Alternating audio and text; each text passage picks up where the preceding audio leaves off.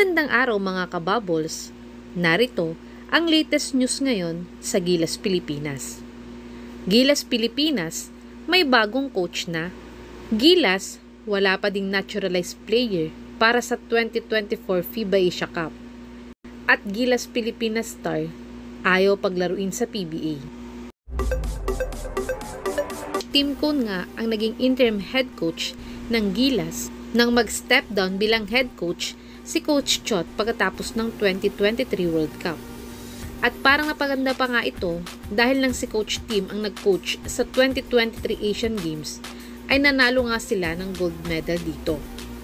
At ngayon nga ay paparating na naman ang Asian Games this February at wala pang ang permanenteng head coach ang Gilas. Kaya't itong papaalis na head coach nga ng Australian Boomers na si Coach Brian Gurjan ay nagpaparamdam sa Gilas management. Ayon sa interview sa kanya ng Spin, ay open daw siya maging head coach ng Gilas dahil mahal niya daw ang Pilipinas dahil sa passion nila sa larong basketball.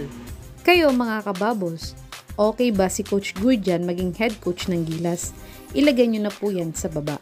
At Gilas Pilipinas, wala pa ding naturalized player para sa 2024 FIBA Asia Cup.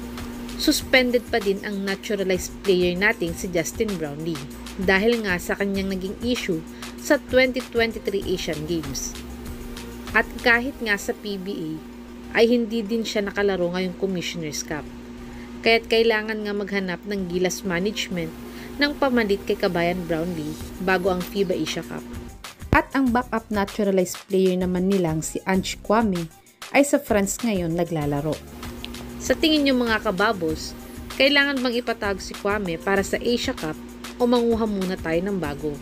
Ilagay nyo na po yan sa baba.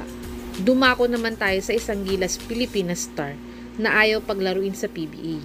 Ang PBA nga ay may height limit para sa mga imports nila. Sa Governor's Cup nga ay 6'5" lamang ang limit ng height at sa Commissioner's Cup naman ay hanggang 6'9" naman. Kaya itong former naturalized player natin si Andre Blatch ay hindi nga makakapaglaro dito dahil siya nga ay may tangkad na 6'11".